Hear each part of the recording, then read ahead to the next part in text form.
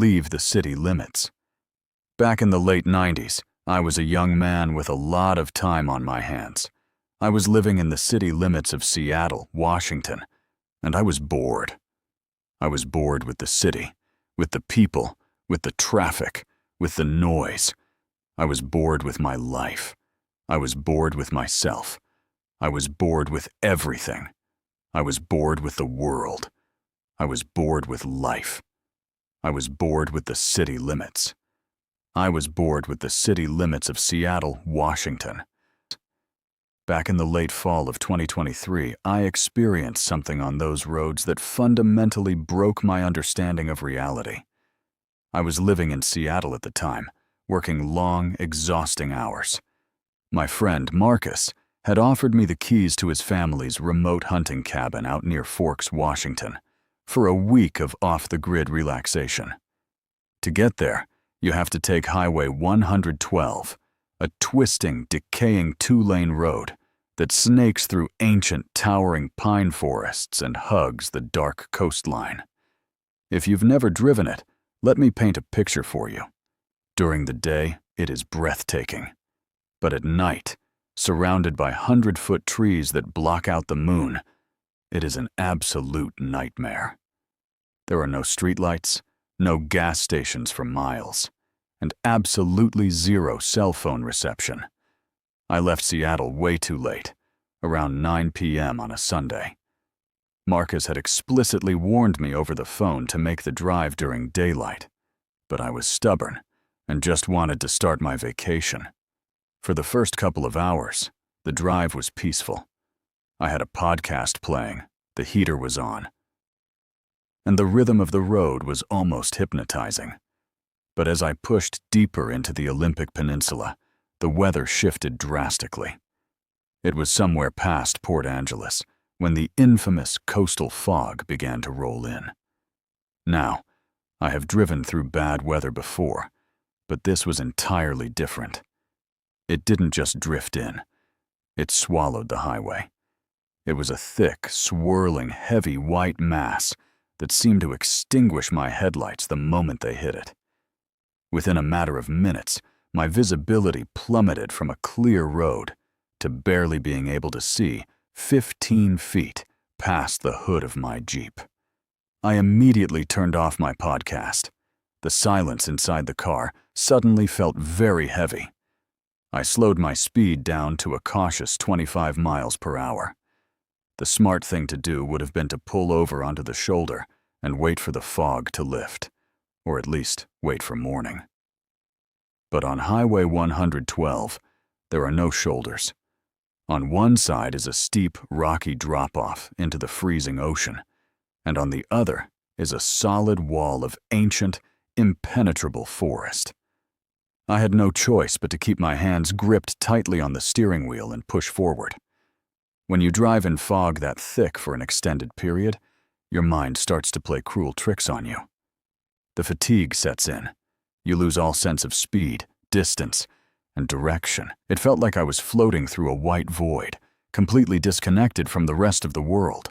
I had been driving through this suffocating white curtain for about 45 minutes when my headlights caught something unnatural up ahead. On the right side of the road, standing just inches from the edge of the asphalt, was a figure. I instinctively let my foot off the gas. As my Jeep rolled closer, the shape resolved into a person. It was a man, exceptionally tall, wearing a heavy, dark, rain-soaked trench coat. He was facing the road, standing completely still. He wasn't walking. He didn't have a broken-down vehicle nearby. He wasn't holding up a hand to hitchhike. He was just existing there in the freezing mist. I slowed down to a crawl, terrified that he might suddenly stumble out in front of my tires. But as I crept past him, he didn't move a single muscle. His arms hung limply at his sides. The most unsettling part was that he didn't even turn his head to look at my car. It was as if he was completely unaware of the 2-ton machine passing right in front of him. A cold shiver ran down my spine. I debated hitting the brakes and rolling down my window, to ask if he needed help. But every survival instinct in my brain was screaming at me to keep moving. Something about his posture felt deeply, inherently wrong. I pressed the accelerator and watched him disappear into the red glow of my taillights. I tried to shake it off. I told myself it was just some eccentric local out for a bizarre midnight walk. But my rationalizations were violently shattered exactly 15 minutes later. The fog had grown even thicker, wrapping around my windshield like a damp cloth. I was leaning forward, squinting to see the faded yellow lines, when another shape emerged from the white wall. This time, the figure was standing on the left side of the highway. As I approached, my stomach plummeted into a bottomless pit. I couldn't breathe. I actually whispered, "No way," out loud to the empty car. It was the exact same man. I am not exaggerating, and I am not misremembering.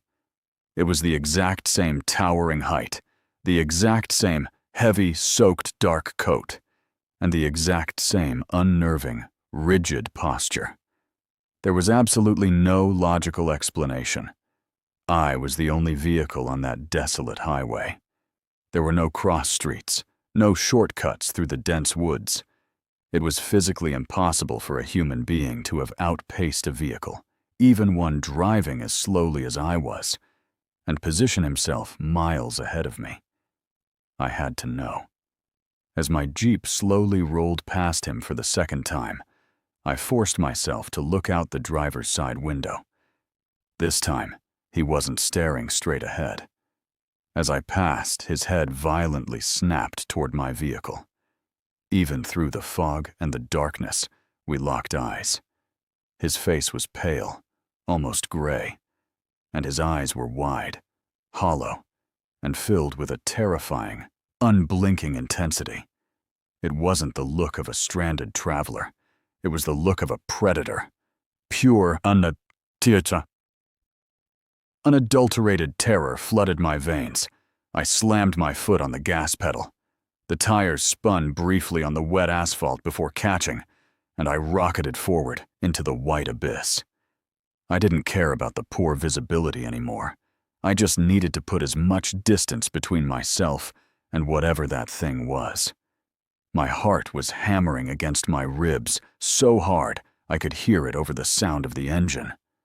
I kept checking my rearview mirror, half expecting to see him sprinting after me, but there was only swirling fog. I was pushing 40 miles per hour, dangerously fast for the conditions, when the ultimate nightmare unfolded. My headlights illuminated a third figure, but this one wasn't standing on the side of the road. This figure was standing dead center in the middle of my lane. I screamed and slammed on the brakes with both feet. The anti-lock brakes stuttered violently, the tires screeching and sliding across the wet pavement. My Jeep jerked to a violent halt, stopping mere feet away from the person. This man was wearing a dark, heavy hood pulled low over his face. He didn't flinch.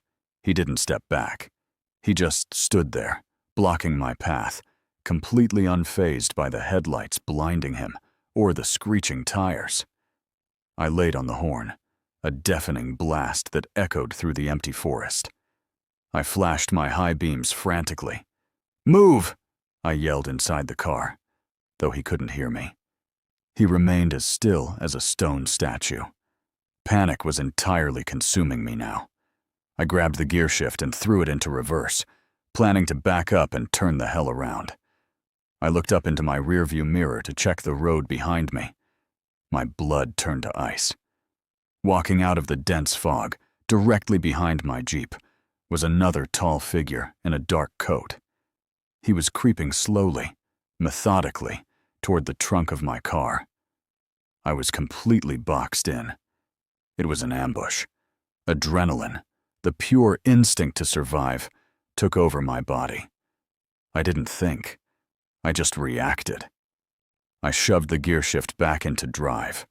I cranked the steering wheel as hard as I could to the left, aiming my Jeep into the oncoming lane to swerve completely around the hooded figure blocking my front.